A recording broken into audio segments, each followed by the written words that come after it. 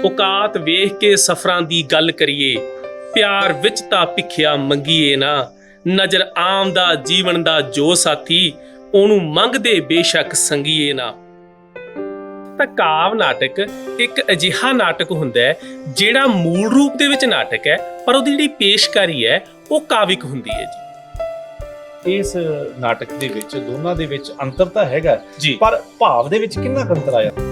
ਜਿਹੜਾ ਸਾਡਾ main focus ਰਹਿੰਦਾ ਉਹ ਨਾਟਕ ਤੇ ਰਹੇਗਾ, ਤੇ ਜਿਹੜੀ ਨਾਟਕ 'ਚ ਅਸੀਂ ਕਵਿਤਾ ਲੈ ਕੇ ਆਉਣੀ ਹੈ ਉਹ ਵੀ ਨਾਟਕੀ ਪੱਧਰ ਦੀ ਲੈ ਕੇ ਆਉਣੀ ਹੈ, ਨਾਟਕ ਦੇ ਪੱਧਰ ਦੀ ਲੈ ਕੇ ਆਉਣੀ ਹੈ। ਜਿਹੜੇ ਰਾਹਾਂ ਤੇ ਪਿਆ ਖੁਆਰ ਹੋਣਾ, ਉਹਨਾਂ ਰਾਹਾਂ ਤੋਂ ਕਦੇ ਵੀ ਲੰਘੀਏ ਨਾ। ਕਾਵ ਨਾਟਕ ਦੀ ਜਿਹੜੀ ਕਵਿਤਾ ਹੈ ਉਹ ਛੰਦਬੱਧ ਨਹੀਂ ਹੈ। ਅੱਛਾ, ਅਸੀਂ ਹਾਂ, ਸਾਡੇ ਕੋਲ ਖੁੱਲੀ ਕਵਿਤਾ ਹੈ। ਇਹ ਗੱਲ ਸੱਚੀ ਹੈ ਕਿ ਇਹ ਸ਼ਬਦ ਹੈ, ਕੋਈ ਵੀ ਸ਼ਬਦ ਹੈ, ਉਹ ਬੰਦੇ ਦੀ ਮਨ ਤੇ ਅਸਰ ਕਰਕੇ ਉਹਦੀ ਜਿਹੜੀ ਪਰਸਨੈਲਿਟੀ ਨੂੰ ਬਦਲ ਸਕਦੇ ਨੇ। ਜਦੋਂ ਅਸੀਂ ਕਵਿਤਾ ਦੇਖਾਂਗੇ, ਕਵਿਤਾ ਦੇ ਪੱਧਰ ਦੀ ਕਵਿਤਾ ਨਹੀਂ ਹੈ, ਇਹ ਨਾਟਕ ਦੇ ਪੱਧਰ ਦੀ ਕਵਿਤਾ ਹੈ।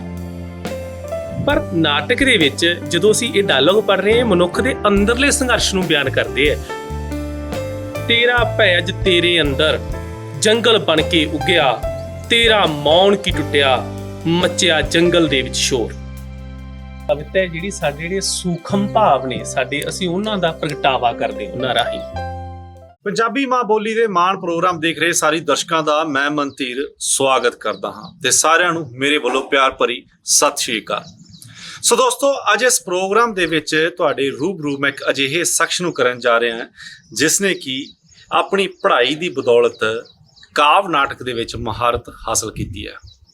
ਸੋ ਦੋਸਤੋ, ਅਗਰ ਆਪਾਂ ਗੱਲ ਕਰਦੇ ਕਾਵ ਨਾਟਕ ਦੀ ਤਾਂ ਪੰਜਾਬ ਦੇ ਵਿੱਚ ਬਹੁਤ ਘੱਟ ਲੋਕ ਨੇ ਜਿਹੜੇ ਕਿ ਇਸ ਨਾਟਕ ਬਾਰੇ ਜਾਣਦੇ ਨੇ। ਅੱਜ ਸਾਡੇ ਪ੍ਰੋਗਰਾਮ ਕਰਨ ਦਾ ਮਕਸਦ ਵੀ ਇਹੀ ਹੈ ਕਿ ਜਿੰਨੇ ਵੀ ਸਾਡੇ ਦਰਸ਼ਕ ਨੇ ਉਹਨਾਂ ਨੂੰ ਦੱਸਿਆ ਜਾਵੇ ਕਿ ਪੰਜਾਬੀ ਦੇ ਸਾਹਿਤ ਦੇ ਵਿੱਚ ਕਾਵ ਨਾਟਕ ਇੱਕ ਆਪਣਾ ਵੱਖਰਾ ਰੁਤਬਾ ਰੱਖਦੇ ਨੇ। ਸੋ ਆਓ ਬਿਨਾਂ ਕਿਸੇ ਦੇਰੀ ਤੋਂ ਸਵਾਗਤ ਕਰਦੇ ਹਾਂ ਜਸਵਿੰਦਰ ਸਿੰਘ ਬਰਾੜ ਦਾ। ਜਸਵਿੰਦਰ ਜੀ, ਸਵਾਗਤ ਹੈ ਤੁਹਾਡਾ ਸਾਡੇ ਇਸ ਪ੍ਰੋਗਰਾਮ ਦੇ ਵਿੱਚ। ਤੇ ਅੱਜ ਅਸੀਂ ਤੁਹਾਡੇ ਘਰ ਆਏ ਬੈਠੇ ਹਾਂ ਤੇ ਘਰ ਬਹੁਤ ਸੋਹਣਾ ਹੈ ਤੇ ਪਿੱਛੇ ਤੁਸੀਂ ਦੇਖ ਰਹੇ ਹੋ ਕਿ ਜਿਹੜਾ ਮੌਸਮ ਵੀ ਅੱਜ ਪੂਰਾ ਬਾਰਿਸ਼ ਵਾਲਾ ਹੋਇਆ ਪਿਆ ਤੇ ਅਸੀਂ ਸ਼ੂਟ ਕਰ ਰਹੇ ਹਾਂ ਤੇ ਮੌਸਮ ਵਧੀਆ ਤੇ ਦਿਨ ਵੀ ਵਧੀਆ ਤੇ ਤੁਸੀਂ ਸਾਡੇ ਨਾਲ ਹੋ, ਉਸ ਤੋਂ ਵੀ ਸ਼ਾਨਦਾਰ ਮਾਹੌਲ ਬਣ ਗਿਆ।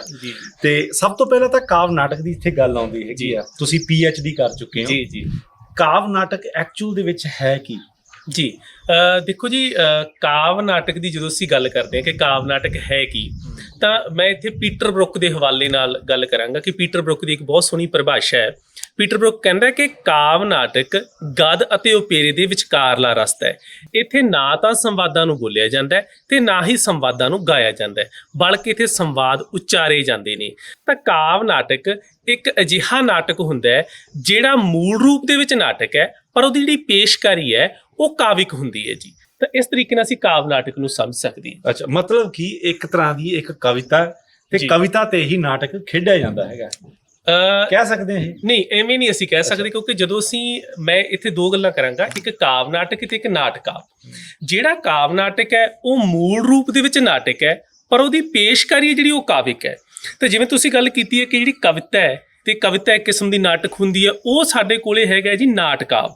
ਜਿਹੜਾ ਨਾਟਕਾਵ ਹੈ ਉਹ ਮੂਲ ਰੂਪ ਦੇ ਵਿੱਚ ਕਵਿਤਾ ਹੈ, ਪਰ ਜਿਹੜੀ ਉਹਦੀ ਪੇਸ਼ਕਾਰੀ ਹੈ ਉਹ ਨਾਟਕੀ ਹੈ ਜੀ। ਅੱਛਾ, ਤਾਂ ਇਸ ਕਰਕੇ ਅਸੀਂ ਇੱਥੇ ਗੱਲ ਕਰਦੇ ਹਾਂ ਕਿ ਜਿਹੜਾ ਨਾਟਕਾਵ ਹੈ ਉਹ ਮੂਲ ਰੂਪ ਦੇ ਵਿੱਚ ਕਵਿਤਾ ਨੂੰ ਨਾਟਕੀ ਤਰੀਕੇ ਨਾਲ ਪੇਸ਼ ਕਰਦਾ ਹੈ। ਬਈ ਆਪਾਂ ਨਾ ਮਤਲਬ ਸਮਾਜ ਦੇ ਵਿੱਚ ਵੇਖਦੇ ਹਾਂ, ਆਪਾਂ ਕਈ ਥੀਏਟਰ ਵੀ ਬਣੇ ਨੇ ਸਾਰਾ, ਜਿੱਥੇ ਉਹ ਨਾਟਕ ਖੇਡੇ ਜਾਂਦੇ ਨੇ ਮੰਚ ਤੇ ਜੀ, ਤੇ ਉਹਨਾਂ ਦੀ ਜਿਹੜੀ ਸਾਰੀ ਵਾਰਤਾਲਾਪ ਹੁੰਦੀ ਉਹ ਡਾਇਲੋਗ ਦੇ ਰੂਪ ਦੇ ਵਿੱਚ ਹੁੰਦੀ ਹੈ। ਜੀ ਜੀ ਜੀ, ਪਰ ਮੈਂ ਮਤਲਬ ਦਰਸ਼ਕਾਂ ਦੇ ਲਈ ਇਹ ਕਲੀਅਰ ਕਰਨਾ ਚਾਹੁੰਦਾ ਹੈ ਕਿ ਜਿਹੜੇ ਇਹਦੇ ਡਾਇਲੋਗ ਡਿਲੀਵਰੀ ਹੁੰਦੀ ਹੈ ਕਾਵ ਨਾਟਕ ਜੀ ਜੀ, ਤੇ ਇਹਦੇ ਵਿੱਚ ਜਿਹੜਾ ਕਵਿਤਾ ਜਿਹੜੀ ਹੈਗੀ ਆ, ਜਿਹੜੀ ਲਿਖੀ ਗਈ ਆ, ਉਹ ਐਜ਼ ਇਟ ਇਜ਼ ਹੀ ਬੋਲੀ ਜਾਂਦੀ ਹੈ ਕਿ ਨਹੀਂ?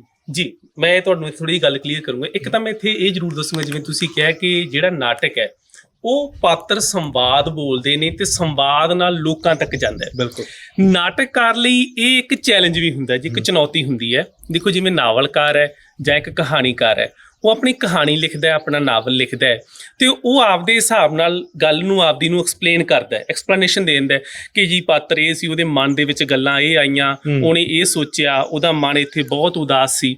ਪਰ ਜਿਹੜਾ ਨਾਟਕਕਾਰ ਹੈ, ਨਾਟਕਕਾਰ ਕੋਲੇ ਇਹ ਆਪਸ਼ਨ ਨਹੀਂ ਹੈ। ਅੱਛਾ, ਨਾਟਕਕਾਰ ਨੇ ਜੋ ਵੀ ਆਪਦੀ ਗੱਲ ਕਹਿਣੀ ਹੈ ਉਹ ਪਾਤਰਾਂ ਰਾਹੀਂ ਕਹਿਣੀ ਹੈ। ਠੀਕ ਹੈ। ਪਾਤਰਾਂ ਨੇ ਨਾਟਕਕਾਰ ਦੀ ਗੱਲ ਲੋਕਾਂ ਤੱਕ ਲੈ ਕੇ ਜਾਣੀ। ਅਸੀਂ ਮਤਲਬ ਕਿ ਮੰਚ ਤੇ ਇੱਕ ਦ੍ਰਿਸ਼ ਸਿਰਜਣਾ ਹੈ, ਅਸੀਂ ਉਹ ਦ੍ਰਿਸ਼ ਰਾਹੀਂ ਗੱਲ ਪੇਸ਼ ਕਰਨੀ ਹੈ। ਠੀਕ ਹੈ। ਤਾਂ ਇਹ ਇੱਕ ਚੁਣੌਤੀ ਹੁੰਦੀ ਹੈ ਨਾਟਕਕਾਰ ਲਈ। ਹੁਣ ਜਿਹੜੀ ਦੂਜੀ ਗੱਲ ਅਸੀਂ ਕੀਤੀ ਸੀ ਕਿ ਆਮ ਤੌਰ ਤੇ ਜਿਹੜੇ ਨਾਟਕ ਨੇ ਉਹ ਬੋਲੇ ਜਾਂਦੇ ਨੇ ਸੰਵਾਦ ਮੰਚ ਤੇ ਕੀ ਜਿਹੜੇ ਕਾਵਿ ਨਾਟਕ ਹੈ, ਕਾਵਿ ਨਾਟਕ ਦੇ ਸੰਵਾਦ ਬੋਲਣ ਦੀ ਬਜਾਏ ਕਵਿਤਾ ਵਾਂਗੂ ਪੜ੍ਹੇ ਜਾਂਦੇ ਨੇ। ਬਿਲਕੁਲ ਪੜ੍ਹੇ ਐਵੇਂ ਹੀ ਜਾਂਦੇ ਨੇ, ਪਰ ਜਿਹੜੀ ਕਾਵਿ ਨਾਟਕ ਦੀ ਕਵਿਤਾ ਹੈ ਤੇ ਦੂਸਰੀ ਕਵਿਤਾ, ਦੋਨਾਂ 'ਚ ਅੰਤਰ ਜ਼ਰੂਰ ਰਹਿੰਦਾ ਹੈ। ਕਿਉਂਕਿ ਜਿਹੜੀ ਸਾਡੇ ਕੋਲੇ ਕਾਵਿ ਨਾਟਕ ਦੇ ਵਿੱਚ ਕਵਿਤਾ ਹੈ ਉਹ ਨਾਟਕੀ ਪੱਧਰ ਦੀ ਕਵਿਤਾ ਹੈ, ਨਾ ਕਿ ਇੱਕ ਕਾਵਿਕ ਪੱਧਰ ਦੀ ਹੈ। ਕਿਉਂਕਿ ਜਿਹੜੀ ਕਵਿਤਾ ਬੇਸਿਕਲੀ ਹੁੰਦੀ ਉਹ ਬਹੁਤ ਫਿਲੋਸਫੀਕਲ ਹੈ। ਜੇ ਅਸੀਂ ਉਸ ਤਰੀਕੇ ਨਾਲ ਬਹੁਤ ਜ਼ਿਆਦਾ ਫਿਲੋਸਫੀਕਲ ਗੱਲਾਂ ਲੈ ਆਏ ਤਾਂ ਉਹ ਇੱਕ ਕਵਿਤਾ ਬਣ ਕੇ ਰਹਿ ਜੂਗੀ, ਉਹ ਨਾਟਕ ਕਿਤੇ ਨਾ ਕਿਤੇ ਪਛੜ ਜੂਗਾ।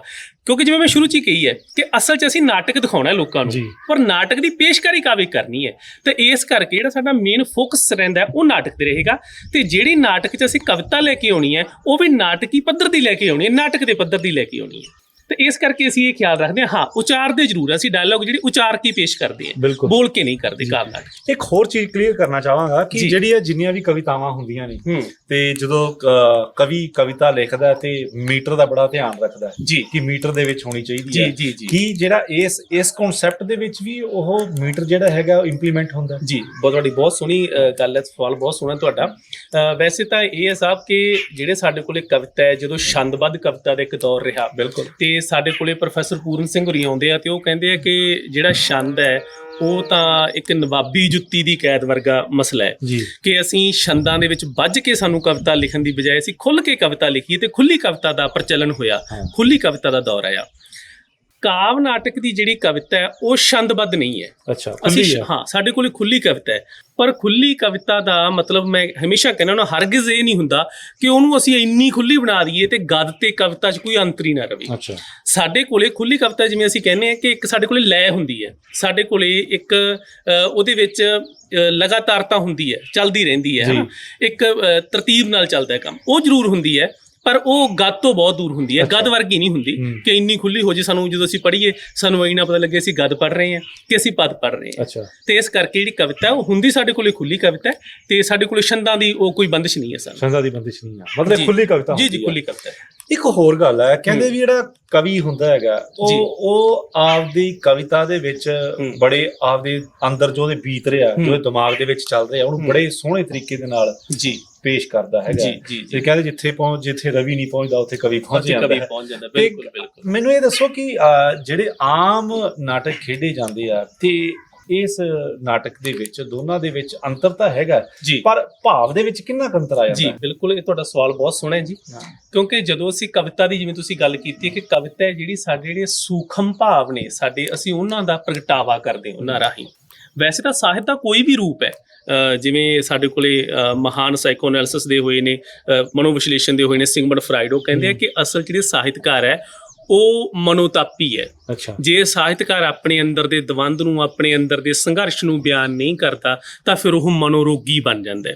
ਤਾਂ ਇਸ ਕਰਕੇ ਲਾਜ਼ਮੀ ਹੈ ਕਿ ਜੇ ਬੰਦੇ ਨੇ ਉਦਾਤੀ ਕਰਨ ਦੀ ਪ੍ਰਕਿਰਿਆ ਕਰਕੇ ਆਪਦੇ ਆਪ ਨੂੰ ਬਚਾਉਣਾ ਹੈ ਮਨੋਰੋਗੀ ਹੋਣ ਤੋਂ, ਤਾਂ ਉਹ ਆਪਣੇ ਅੰਦਰ ਜਿਹੜਾ ਸੰਘਰਸ਼ ਚੱਲ ਰਿਹਾ ਉਹਨੂੰ ਬਿਆਨ ਕਰਦੇ। ਹੁਣ ਜਦੋਂ ਅਸੀਂ ਜਿਹੜਾ ਸਾਡੇ ਕੋਲੇ ਨਾਟਕ ਚੱਲ ਰਿਹਾ ਵਾਰਤਕ, ਜਿਹਨੂੰ ਅਸੀਂ ਕੋਈ ਗਦ ਦੇ ਰੂਪ 'ਚ ਕਹਿੰਦੇ ਹਾਂ, ਵਾਰਤਕ ਰੂਪੀ ਹੁੰਦਾ, ਉਸ ਨਾਟਕ ਤੇ ਕਾਵਿ ਨਾਟਕ ਦੇ ਵਿੱਚ ਫਰਕ ਕੀ ਹੈ ਕਿ ਜਿਹੜਾ ਸਾਡੇ ਕੋਲੇ ਯਥਾਰਥਵਾਦੀ ਨਾਟਕ ਹੈ ਖਾਸ ਤੌਰ ਤੇ, ਉਹ ਨਾਟਕ ਸਾਡੇ ਜਿਹੜੇ ਸਥੂਲ ਸਾਨੂੰ ਦਿਖਦਾ ਸਾਡਾ ਉਹਦੀ ਪੇਸ਼ਕਾਰੀ ਕਰਦਾ, ਯਥਾਰਥ ਦੀ ਪੇਸ਼ਕਾਰੀ ਕਰਦਾ, ਪਰ ਮਨੁੱਖ ਦੇ ਜਿਹੜੇ ਅੰਦਰਲੇ ਸੰਘਰਸ਼ ਦੀ ਪੇਸ਼ਕਾਰੀ ਹੈ ਉਹ ਕਾਵਿ ਨਾਟਕ ਕਰਦਾ। ਕਿਉਂਕਿ ਕਾਵਿ ਨਾਟਕ ਦੇ ਵਿੱਚ ਕਵਿਤਾ ਹੈ ਤੇ ਕਵਿਤਾ ਜਿਵੇਂ ਤੁਸੀਂ ਕਿਹਾ ਕਿ ਉਹ ਸੂਖਮ ਭਾਵਾਂ ਦਾ ਪ੍ਰਗਟਾਵਾ ਸਾਡਿਆਂ ਦਾ ਨਾ, ਕਿ ਸਾਡੇ ਸੂਖਮ ਭਾਵਾਂ ਨੂੰ ਬਿਆਨ ਕਰਦੀ ਹੈ, ਤਾਂ ਉਹ ਜਿਹੜੀ ਕਵਿਤਾ ਹੈ ਉਹ ਨਾਟਕ ਦੇ ਵਿੱਚ ਆ ਕੇ ਮਨੁੱਖ ਦੇ ਅੰਦਰਲੇ ਸੰਘਰਸ਼ ਨੂੰ ਬਿਆਨ ਕਰਨ ਲੱਗ ਜਾਂਦੀ ਹੈ। ਇਸੇ ਕਰਕੇ ਅਸੀਂ ਕਹਿੰਦੇ ਹਾਂ ਕਿ ਜਿਹੜਾ ਕਾਵਿ ਨਾਟਕ ਹੈ ਅਸਲ ਦੇ ਵਿੱਚ ਉਹ ਬਾਹਰੀ ਸੰਸਾਰ ਦੀ ਬਜਾਏ ਮਨੁੱਖ ਦੇ ਅੰਦਰੂਨੀ ਸੰਘਰਸ਼ ਨੂੰ ਜ਼ਿਆਦਾ ਬਿਆਨ ਕਰਦਾ ਹੈ। ਜੀ ਬਿਲਕੁਲ। ਜਿੱਥੋਂ ਤੱਕ ਤੁਸੀਂ ਕਾਵਿ ਨਾਟਕ ਦੀ ਹੁਣ ਤੱਕ ਗੱਲ ਕੀਤੀ ਹੈ, ਇਹੋ ਜਿਹਾ ਕਿਹੜਾ ਕਾਵਿ ਨਾਟਕ ਹੈ ਜਿਹੜਾ ਤੁਹਾਨੂੰ ਬੇਹੱਦ ਚੰਗਾ ਲੱਗਦਾ, ਜਿਹਦੇ ਲਈ ਤੁਸੀਂ ਕਹਿੰਦੇ ਹੋ ਕਿ ਯਾਰ ਐਕਚੁਅਲ ਦੇ ਵਿੱਚ ਇਹਦੇ ਵਿੱਚ ਬੜੀ ਪਰਫੈਕਸ਼ਨ ਹੈ ਤੇ ਇਹਦਾ ਜਿਹੜਾ ਭਾਵ ਹੈ ਉਹ ਵੀ ਬੜਾ ਸੋਹਣਾ ਪ੍ਰਗਟ ਕੀਤਾ, ਉਹ ਕਿਹੜਾ ਹੈ? ਜੀ ਸ਼ਹਿਰਯਾਰ ਹੋਰਾਂ ਦਾ ਨਾਟਕ ਹੈ ਜੀ, ਕਿਲੇ ਸਰਾਵਾਂ ਮਕਬਰੇ। ਇਹ ਨਾਟਕ ਨੂੰ ਜਦੋਂ ਮੈਂ ਪੜ੍ਹ ਰਿਹਾ ਸੀ, ਨਾਟਕ ਬਹੁਤ ਕਮਾਲ ਦਾ ਹੈ। ਇਹਦੀ ਮੈਂ ਥੋੜੀ ਜਿਹੀ ਕਹਾਣੀ ਤੁਹਾਡੇ ਨਾਲ ਜ਼ਰੂਰ ਸਾਂਝੀ ਕਰਨੀ ਚਾਹੂੰਗਾ। ਇਹ ਨਾਟਕ ਉਸ ਦੌਰ ਦੀ ਗੱਲ ਕਰਦਾ ਹੈ ਜਦੋਂ ਇੱਕ ਪਾਸੇ ਅੰਗਰੇਜ਼ਾਂ ਨੇ ਸਤਲੁਜ ਦੇ ਕੰਢੇ ਤੇ ਡੇਰਾ ਲਾਇਆ ਹੋਇਆ, ਦੂਜੇ ਪਾਸੇ ਮਹਾਰਾਜਾ ਰਣਜੀਤ ਸਿੰਘ ਹੋਰੀ ਬੈਠੇ ਆ, ਤੇ ਮਹਾਰਾਜਾ ਰਣਜੀਤ ਸਿੰਘ ਨੂੰ ਉਹਦੇ ਦਰਬਾਰੀ ਹੈ ਜਿਹੜੇ ਸੁਝਾਅ ਦਿੰਦੇ ਆ ਕਿ ਜੀ ਆਪਾਂ ਕਿਲੇ ਤੇ ਹੁਣ ਇੱਕ ਕਿਲਾ ਉਸਾਰ ਲਈਏ ਦਰਿਆ ਦੇ ਕੰਢੇ ਤੇ, ਜਿਹੜੀ ਉੱਥੇ ਆਪਣੇ ਕੋਲੇ ਸਰਾਂ ਬਣੀ ਉਹਨੂੰ ਢਾਹ ਦਈਏ। ਤਾਂ ਮਹਾਰਾਜਾ ਰਣਜੀਤ ਸਿੰਘ ਵੀ ਕਹਿੰਦੇ ਵੀ ਠੀਕ ਹੈ ਉੱਥੇ ਬਣਾਇਆ ਜਾਵੇ ਕਿਲਾ। ਪਰ ਹੁਣ ਜਦੋਂ ਕਿਲਾ ਬਣਾਉਣਾ ਹੈ ਤਾਂ ਕਿਉਂਕਿ ਦਰਿਆ ਦੇ ਕੰਢੇ ਤੇ ਕਿਲਾ ਬਣਨਾ ਹੈ, ਹੁਣ ਜਦੋਂ ਹਰ ਰੋਜ਼ ਉਸ ਕਿਲੇ ਦੀ ਕੰਧ ਕੱਢੀ ਜਾਂਦੀ ਹੈ, ਸਵੇਰੇ ਕੰਧ ਉਸਰਦੀ ਹੈ, ਸ਼ਾਮ ਨੂੰ ਢਹਿ ਜਾਂਦੀ ਹੈ, ਸਵੇਰੇ ਕੰਧ ਉਸਰਦੀ ਹੈ, ਸ਼ਾਮ ਨੂੰ ਢਹਿ ਜਾਂਦੀ ਹੈ, ਇਹ ਲਗਾਤਾਰ ਪ੍ਰਕਿਰਿਆ ਹੁੰਦੀ ਹੈ। ਉਹ ਕਹਿੰਦੇ ਵੀ ਇਹਦਾ ਹੱਲ ਫਿਰ ਕੀ ਲੱਭਿਆ ਜਾਵੇ। ਉਹ ਨਜ਼ੂਮੀ ਕੋਲੇ ਜਾਂਦੇ ਆ, ਨਜ਼ੂਮੀਆਂ ਨੂੰ ਪੁੱਛਿਆ ਜਾਂਦਾ, ਜੋਤਸ਼ੀਆਂ ਨੂੰ ਪੁੱਛਿਆ ਜਾਂਦਾ ਕਿ ਮਹਾਰਾਜ ਦਾ ਕੋਈ ਹੱਲ ਦੱਸੋ, ਕੀ ਹੱਲ ਹੈ ਇਹਦਾ ਜਿਹਦੇ ਨਾਲ ਆਪਣਾ ਕਿਲਾ ਇੱਥੇ ਉਸਰ ਸਕੇ। ਤਾਂ ਨਜ਼ੂਮੀ ਕਹਿੰਦੇ ਆ ਵੀ ਇੱਥੇ ਇੱਕ ਬਲੀ ਦੇਣੀ ਪੈਣੀ ਹੈ। ਹੁਣ ਬਲੀ ਦੀ ਸ਼ਰਤ ਕੀ ਹੈ ਕਿ ਮੁੰਡਾ ਹੋਵੇ ਜੇਠਾ ਕਿਸੇ ਵਿਧਵਾ ਔਰਤ ਦਾ ਤੇ ਵਿਆਹਿਆ ਨਾ ਹੋਵੇ, ਉਹਦੀ ਬਲੀ ਦਿੱਤੀ ਜਾਣੀ ਹੈ। ਹੁਣ ਨਜ਼ੂਮੀਆਂ ਨੇ ਜਦੋਂ ਇਹ ਘੋਸ਼ਣਾ ਕਰਤੀ ਹੈ ਵੀ ਭਾਈ ਸਾਨੂੰ ਐਸ ਬੰਦਾ ਲਿਆ ਕੇ ਦਿਓ, ਅਸੀਂ ਬਲੀ ਦੇਵਾਂ, ਕਿਲਾ ਬਣੇਗਾ। ਹੁਣ ਰਾਜੇ ਦੇ ਹੁਕਮ ਦੇ ਅੱਗੇ ਤਾਂ ਤੁਹਾਨੂੰ ਪਤਾ ਹੈ ਜੀ ਵੀ ਕੌਣ ਹੈ ਨਾ, ਰਾਜੇ ਨੇ ਹੁਕਮ ਕਰਤਾ, ਦਰਬਾਰੀਆਂ ਨੇ ਹੁਕਮ ਕਰਤਾ ਵੀ ਭਾਈ ਲੱਭ ਕੇ ਲੈ ਕੇ ਆਓ। ਇੱਕ ਮੁੰਡਾ ਲੱਭਦਾ ਹੈ ਜੀ ਰਾਜ ਦੇ ਵਿੱਚੋਂ, ਪਰ ਉਹਦਾ ਵਿਚਾਰੇ ਦਾ ਅਗਲੇ ਦਿਨ ਵਿਆਹ ਹੈ, ਜੰਝ ਚੜ੍ਹਨੀ ਹੈ, ਉਹਨੂੰ ਫੜ ਕੇ ਲੈ ਆਏ ਕਿਉਂਕਿ ਰਾਜੇ ਦਾ ਹੁਕਮ ਹੈ ਜੀ। ਮਾਂ ਰੋਂਦੀ ਹੈ, ਕਰਲਾਉਂਦੀ ਹੈ, ਵਿਰਲਾਪ ਕਰਦੀ ਹੈ, ਪਰ ਸੁਣਦਾ ਕੋਈ ਨਹੀਂ। ਜਦੋਂ ਰਾਜ ਦਰਬਾਰ ਦੇ ਵਿੱਚ ਵੀ ਫਰਿਆਦ ਨਹੀਂ ਸੁਣੀ ਜਾਂਦੀ ਤਾਂ ਫਿਰ ਉਹ ਇੱਕ ਔਰਤ ਫਕੀਰ ਕੋਲੇ ਜਾਂਦੀ ਹੈ, ਜਿਹਨੂੰ ਫਕੀਰ ਬੀਆਬਾਨੀ ਕਹਿੰਦੇ ਆ। ਉਹ ਉੱਥੇ ਹੀ ਰਹਿੰਦਾ, ਜੰਗਲ ਦੇ ਵਿੱਚ ਰਹਿੰਦਾ, ਸਤਲੁਜ ਦੇ ਕੰਢੇ ਤੇ। ਉਹ ਫਕੀਰ ਬੀਆਬਾਨੀ ਅੱਗੇ ਜਾ ਕੇ ਅਰਦਾਸ ਕਰਦੀ ਹੈ ਕਿ ਫਕੀਰ ਜੀ ਵੀ ਮੇਰੀ ਕਿਸੇ ਨੇ ਬਾਂਹ ਨਹੀਂ ਫੜੀ ਤੇ ਤੁਸੀਂ ਫਕੀਰ ਹੋ, ਤੇ ਫਕੀਰ ਦਾ ਇਹ ਧਰਮ ਹੈ ਕਿ ਜਦੋਂ ਕੋਈ ਉਹਦੇ ਦਰ ਤੇ ਫਰਿਆਦ ਲੈ ਕੇ ਆਉਂਦਾ ਹੈ ਤੇ ਉਹਦੀ ਸੁਣੇ ਤੇ ਉਹਦੀ ਮਦਦ ਕਰੇ। ਸਾਬ ਫਕੀਰ ਵੀ ਉਹ ਅੱਜ ਵਰਗਾ ਫਕੀਰ ਨਹੀਂ ਸੀ। ਜੇ ਅੱਜ ਵਰਗਾ ਫਕੀਰ ਹੁੰਦਾ ਤਾਂ ਤੁਹਾਨੂੰ ਪਤਾ ਫਿਰ ਤਾਂ ਉਹਨੇ ਕਹਿਣਾ ਸੀ ਵੀ ਭਾਈ ਮੈਂ ਕੀ ਕਰ ਸਕਦਾ, ਹੈ ਨਾ। ਅੱਜ ਵਾਲੇ ਫਕੀਰ ਤਾਂ ਐਵੇਂ ਹੀ ਕਰਦੇ ਆ, ਪਰ ਉਹ ਫਕੀਰ ਵਾਕਈ ਫਕੀਰ ਸੀਗਾ। ਉਹ ਕਹਿੰਦਾ ਵੀ ਮੈਨੂੰ ਇਹ ਦੱਸ ਮਸਲਾ ਕੀ ਹੈ। ਉਹ ਸਾਰੀ ਕਹਾਣੀ ਦੱਸਦੀ ਹੈ ਵੀ ਭਾਈ ਆਹ ਬੰਦਸ਼ਾਂ ਨੇ, ਕੰਡੀਸ਼ਨਾਂ ਨੇ, ਇਸ ਕੰਡੀਸ਼ਨਾਂ ਦੇ ਤਹਿਤ ਮੇਰੇ ਮੁੰਡੇ ਦੀ ਜਿਹੜੀ ਹੈ ਉਹ ਬਲੀ ਦਿੱਤੀ ਜਾਣੀ ਹੈ। ਤਾਂ ਫਕੀਰ ਹੈ ਜਿਹੜਾ, ਦੇਖੋ ਇਹ ਤੇ ਇਤਫਾਕ ਕੀ ਹੁੰਦਾ, ਇਤਫਾਕ ਇਹ ਹੁੰਦਾ ਜਿਹੜਾ ਫਕੀਰ ਹੈ ਉਹ ਫਕੀਰ ਖੁਦ ਇੱਕ ਵਿਧਵਾ ਦਾ ਮੁੰਡਾ ਤੇ ਜੇਠਾ ਵੀ ਹੈ ਤੇ ਵਿਆਹਿਆ ਵੀ ਨਹੀਂ ਹੈਗਾ, ਇਸ ਕਰਕੇ ਉਹ ਆਪਣੇ ਆਪ ਨੂੰ ਬਲੀ ਲਈ ਪੇਸ਼ ਕਰਦਾ ਹੈ ਨਾ। ਇਹ ਜਦੋਂ ਨਾਟਕ ਨੂੰ ਪੜ੍ਹਦੇ ਹਾਂ ਤਾਂ ਅਸੀਂ ਬੰਦੇ ਦੇ ਅੰਦਰਲੇ ਜਿਹੜੇ ਭਾਵ ਹੈ ਵਾਕਈ ਟੁੰਬੇ ਜਾਂਦੇ ਆ, ਝੰਜੋੜਿਆ ਜਾਂਦਾ ਹੈ ਬੰਦਾ। ਇਹਦੇ ਚੋਂ ਮੈਂ ਇੱਕ ਡਾਇਲੋਗ ਤੁਹਾਨੂੰ ਦੱਸਦਾ ਜਿਹੜਾ ਇਸ ਕਿਲੇ ਸਰਾਵਾਂ ਕੰਜਕਾਂ ਦੇ ਮਕਬਰੇ, ਦੋ ਨਾਟਕ ਨੇ ਇਹਦੇ ਵਿੱਚ। ਬੇਸਿਕਲੀ ਜਿਹੜਾ ਨਾਟਕ ਹੈ ਮਕਬਰੇ, ਉਹ ਕਿਲੇ ਸਰਾਵਾਂ ਮਕਬਰੇ ਹੈ ਨਾਟਕ ਦਾ ਨਾਮ। ਉਸ ਨਾਟਕ ਦੇ ਵਿੱਚ ਜਦੋਂ ਸ਼ੁਰੂਆਤ ਹੁੰਦੀ ਹੈ, ਇੱਕ ਮਰਾਸੀ ਤੇ ਇੱਕ ਮਰਾਸਨ, ਦੋ ਪਾਤਰ ਨੇ, ਉਹ ਜਾਂਦੇ ਨੇ ਤੇ ਉਹ ਮਰਾਸਨ ਪੁੱਛਦੀ ਹੈ ਵੀ ਇਹ ਇੰਨੇ ਇਕੱਠ ਹੈ ਇੱਥੇ, ਪੁਲਿਸ ਲੱਗੀ ਹੈ ਮਰਾਸੀ ਨੂੰ ਵੀ ਇਹ ਕੌਣ ਲੋਕ ਨੇ, ਹਨਾ। ਉਹਦਾ ਜਵਾਬ ਦਿੰਦਾ ਜਿਹੜਾ ਮਰਾਸੀ, ਦੱਸਦਾ ਹੈ ਕਿ ਇੱਥੇ ਕਿਵੇਂ ਉਹ ਫਕੀਰ ਨੂੰ ਬਲੀ ਦਿੱਤੀ ਗਈ ਉਹਦੀ। ਉਹ ਡਾਇਲੋਗ ਨੇ ਉਹਦੇ, ਕਹਿੰਦਾ ਤੈਨੂੰ ਪਤਾ ਹੈ ਨਜ਼ੂਮੀ, ਇੱਕ ਵੱਖਰੀ ਬੰਦੇ ਦੀ ਜਾਤ ਹੁੰਦੀ ਜਿਹਨੂੰ ਆਪਣਾ ਅਤਾ ਨਾ ਪਤਾ ਹੋਵੇ, ਉਹਨੂੰ ਪਤਾ ਜਹਾਨ ਦੀ ਬਾਤ ਹੁੰਦੀ। ਮਤਲਬ ਉਹ ਇਹ ਡਾਇਲੋਗ ਨੇ ਇਸ ਕਿਸਮ ਦੀ। ਇਹ ਸਾਰੇ ਡਾਇਲੋਗ ਜਿਹੜੇ ਇਸ ਕਿਸਮ ਦੇ ਚੱਲਦੇ। ਇੱਕ 'ਚ ਹੋਰ ਡਾਇਲੋਗ ਹੈ, ਜਦੋਂ ਜਿਹੜਾ ਫਕੀਰ ਹੈ ਉਹਦੀ ਮਾਂ ਸੁੱਤੀ ਪਈ ਹੈ, ਉਹਨੂੰ ਸੁਪਨਾ ਆਉਂਦਾ, ਉਹ ਯਾਦ ਆਉਂਦੀ ਕਿਉਂਕਿ ਕਿਸੇ ਵੇਲੇ ਇੱਕ ਫਕੀਰ ਨੇ ਭਵਿੱਖਬਾਣੀ ਕੀਤੀ ਸੀ ਕਿ ਤੇਰੇ ਜਿਹੜਾ ਮੁੰਡਾ ਹੋਇਆ ਨਾ ਜੀ, ਇਹ ਮੁੰਡੇ ਦੀ ਬਲੀ ਦਿੱਤੀ ਜਾਣੀ ਹੈ। ਤਾਂ ਉਹ ਫਕੀਰ ਆਉਂਦਾ ਕਿ ਸ਼ਾਂਤੀ ਸ਼ਾਂਤੀ ਸੁੱਖ ਬੀਬੀ ਨੀ ਤੂੰ, ਸ਼ਾਂਤੀ ਸ਼ਾਂਤੀ ਸੁੱਖ। ਜਦੋਂ ਹਰੇਕ ਡਾਇਲੋਗ ਬੋਲਣ ਤੋਂ ਬਾਅਦ ਉਹਦਾ ਇਹ ਸੰਵਾਦ ਆਉਂਦਾ ਨਾ, ਤਾਂ ਬੰਦਾ ਜਿਹੜਾ ਪੜ੍ਹ ਰਿਹਾ ਹੁੰਦਾ, ਜਿਹੜਾ ਦੇਖੂਗਾ, ਉਹ ਤਾਂ ਨੈਚੁਰਲੀ ਪ੍ਰਭਾਵਿਤ ਹੋਊਗਾ ਹੀ ਹੋਊਗਾ, ਹਨਾ। ਜਦੋਂ ਬੰਦਾ ਪੜ੍ਹ ਵੀ ਰਿਹਾ ਹੁੰਦਾ ਨਾ ਤਾਂ ਉਹਦੇ ਅੰਦਰਲੇ ਭਾਵ ਆ ਜਿਹੜੇ ਉਹ ਜਾਗਰਿਤ ਹੋ ਜਾਂਦੇ ਆ। ਤਾਂ ਇਹ ਕਾਵਿ ਨਾਟਕ ਇਸ ਕਿਸਮ ਦੇ ਚੱਲਦੇ ਆ। ਜਿਹੜੇ ਕਿਲੇ ਸਰਾਵਾਂ ਮਕਬਰੇ, ਇਹ ਨਾਟਕ ਮੈਨੂੰ ਬਹੁਤ ਕਮਾਲ ਦਾ ਲੱਗਿਆ। ਇੱਕ ਗੱਲ ਹੋਰ ਹੈਗੀ, ਮੈਂ ਤੁਹਾਨੂੰ ਸਵਾਲ ਪੁੱਛਣਾ ਚਾਹਾਂਗਾ। ਵੈਸੇ ਇਸ ਚੀਜ਼ ਨਾਲ ਸੰਬੰਧਿਤ ਤਾਂ ਨਹੀਂ ਹੈ, ਪਰ ਅੱਜ ਦੇ ਦੌਰ ਨਾਲ ਬਹੁਤ ਸੰਬੰਧਿਤ ਹੈ। ਜੀ ਕਿਹਾ ਜਾਂਦਾ ਹੈ ਕਿ ਜਿਹੜੇ ਅੱਜ ਕੱਲ੍ਹ ਦੇ, ਮੈਂ ਗੀਤਾਂ ਵਾਲੇ ਪਾਸੇ ਹਲਕਾ ਜਿਹਾ ਟੱਚ ਦੇਣ ਲੱਗਿਆ, ਕਿ ਗੀਤ ਲੋਕਾਂ ਦੇ ਮਨ ਤੇ ਅਸਰ ਕਰਦੇ ਨੇ। ਕਰਦੇ ਨੇ ਜੀ। ਕੀ ਇਹ ਗੱਲ ਸੱਚੀ ਹੈ ਕਿ ਇਹ ਸ਼ਬਦ ਹੈ, ਕੋਈ ਵੀ ਸ਼ਬਦ ਹੈ, ਉਹ ਬੰਦੇ ਦੀ ਮਨ ਤੇ ਅਸਰ ਕਰਕੇ ਉਹਦੀ ਜਿਹੜੀ ਪਰਸਨੈਲਿਟੀ ਨੂੰ ਬਦਲ ਸਕਦੇ ਨੇ? ਬਿਲਕੁਲ, ਤੁਹਾਡਾ ਸਵਾਲ ਬਹੁਤ ਵਧੀਆ, ਮੈਂ ਇਹਦੀ ਵੀ ਤਾਰੀਫ ਕਰਦਾ। ਆਮ ਤੌਰ ਤੇ ਮੈਂ ਤੁਹਾਡੇ ਗੀਤਾਂ ਵਾਲੇ ਪਾਸੇ ਬਾਅਦ ਚੋਂ ਆਊਂਗਾ। ਆਮ ਤੌਰ ਤੇ ਸਾਡੇ ਕਈ ਸਾਰੇ ਲੋਕ ਇਹ ਗੱਲਾਂ ਕਰਦੇ ਜੀ ਕਿ ਪੁਰਾਣੇ ਸਮਿਆਂ ਦੇ ਵਿੱਚ ਇੱਕ ਮੰਤਰ ਹੁੰਦੇ ਸੀ ਤੇ ਲੋਕ ਜਾ ਕੇ ਝਾੜ ਫੂਕ ਕਰਾ ਲੈਂਦੇ ਸੀ ਤੇ ਉਹ ਮੰਤਰ ਨਾਲ ਬੰਦਾ ਠੀਕ ਕਿਵੇਂ ਹੋ ਜਾਂਦਾ ਸੀ। ਹਾਲਾਂਕਿ ਜਿਹੜੇ ਲੋਕ ਕਹਿੰਦੇ ਅੰਧ ਵਿਸ਼ਵਾਸ ਹੈ, ਠੀਕ ਹੈ ਉਹਨਾਂ ਦੀ ਗੱਲ, ਉਹ ਆਪਣੇ ਐਂਗਲ ਤੋਂ ਠੀਕ ਕਹਿੰਦੇ ਆ, ਪਰ ਜਦੋਂ ਅਸੀਂ ਲੋਕ ਧਾਰਾ ਦੀ ਗੱਲ ਕਰਦੇ ਹਾਂ, ਅਸੀਂ ਲੋਕ ਵਿਸ਼ਵਾਸਾਂ ਦੀ ਗੱਲ ਕਰਦੇ ਹਾਂ, ਉਹ 'ਚ ਅਸੀਂ ਇਹ ਚੀਜ਼ ਨੂੰ ਸਮਝਦੇ ਹਾਂ ਕਿ ਸ਼ਬਦਾਂ ਦੇ ਅੰਦਰ ਸ਼ਕਤੀ ਹੈ। ਜਦੋਂ ਉਹਨਾਂ ਨੂੰ ਤੁਸੀਂ ਇੱਕ ਖਾਸ ਲੈਅ 'ਚ ਬੰਨ੍ਹ ਕੇ ਪੇਸ਼ ਕਰ ਦਿੰਦੇ ਹੋ ਨਾ, ਤਾਂ ਉਹ ਸ਼ਬਦ ਹੈ ਜਿਹੜੇ ਉਹ ਕਿਸੇ ਵੀ ਚੀਜ਼ ਨੂੰ ਬਦਲਣ ਦੀ ਸਮਰੱਥਾ ਰੱਖਦੇ ਆ। ਹੁਣ ਅਸੀਂ ਜਦੋਂ ਗੀਤਾਂ ਦੀ ਗੱਲ ਕਰਦੇ ਹਾਂ, ਹੁਣ ਗੀਤ ਜਦੋਂ ਅਸੀਂ ਪੁਰਾਣੇ ਸਮੇਂ 'ਚ ਸਾਡੇ ਗੁਰੂ ਸਾਹਿਬਾਨਾਂ ਦੇ ਇਤਿਹਾਸ ਨੂੰ ਵੀ ਪੜ੍ਹਦੇ ਹਾਂ, ਅਸੀਂ ਦੇਖਦੇ ਹਾਂ ਜੋ ਚੰਡੀ ਦੀ ਵਾਰ ਦੀ ਵੀ ਖਾਸ ਤੌਰ 'ਤੇ ਅਸੀਂ ਗੱਲ ਕਰਦੇ ਹਾਂ ਕਿ ਜਿਹੜੀ ਚੰਡੀ ਦੀ ਵਾਰ ਹੈ ਜਦੋਂ ਬੰਦਾ ਪੜ੍ਹ ਲੈਂਦਾ ਨਾ, ਤੇ ਜਿਹੜਾ ਬੰਦਾ ਪੜ੍ਹਦਾ ਉਹਦੇ ਅੰਦਰ ਇੱਕ ਵੱਖਰੇ ਕਿਸਮ ਦਾ ਰੋਹਬ ਆ ਜਾਂਦਾ ਹੈ। ਇੱਕ ਉਹਦੇ ਅੰਦਰ ਮਤਲਬ ਜਿਹੜਾ ਹੈਗਾ ਅਸੀਂ ਕਹਾਂਗੇ ਜਿਹੜੇ ਰਸ, ਜਦੋਂ ਅਸੀਂ ਰਸਾਂ ਦੀ ਗੱਲ ਕਰਦੇ ਹਾਂ ਕਿ ਵੀਰ ਰਸ ਉਹਦੇ ਸੰਗ ਇੰਨਾ ਆ ਜਾਂਦਾ ਕਿ ਬੰਦੇ ਨੂੰ ਲੱਗਦਾ ਵੀ ਮੈਂ ਚੱਕ ਦੂੰਗਾ ਹੁੰਦਾ ਸਾਰਾ ਕੁਝ।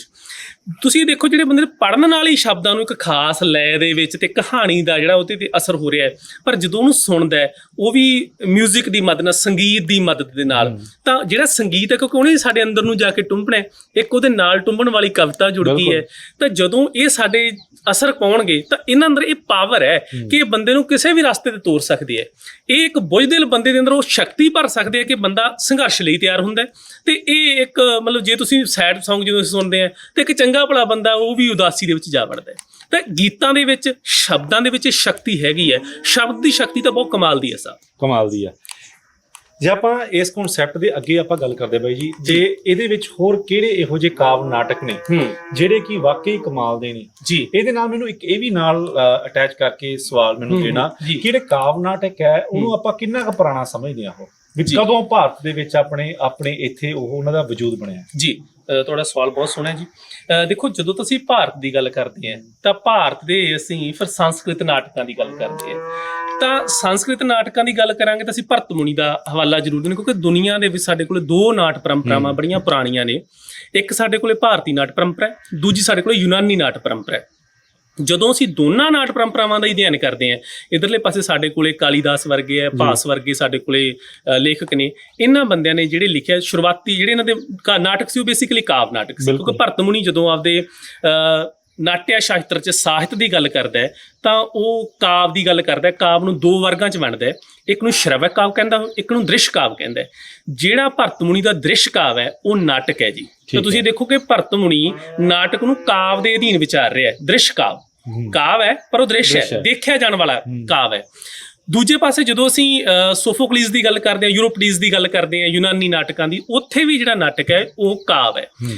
ਦੁਨੀਆ ਭਰ ਦੇ, ਇਕੱਲੇ ਮੈਂ ਭਾਰਤ ਦੀ ਜਾਂ ਯੂਨਾਨ ਦੀ ਗੱਲ ਨਹੀਂ ਕਰੂੰਗਾ, ਦੁਨੀਆ ਭਰ ਦੇ ਜਿਹੜੇ ਨਾਟਕ ਨੇ ਉਹ ਸ਼ੁਰੂਆਤੀ ਦੌਰ ਦੇ ਕਾਵਿ ਨੇ, ਕਾਵਿ ਨਾਟਕ ਨੇ। ਬਹੁਤ ਪੁਰਾਤਨ ਰੂਪ ਹੈ ਸਾਡੇ ਕੋਲੇ ਕਾਵਿ ਨਾਟਕ ਦਾ।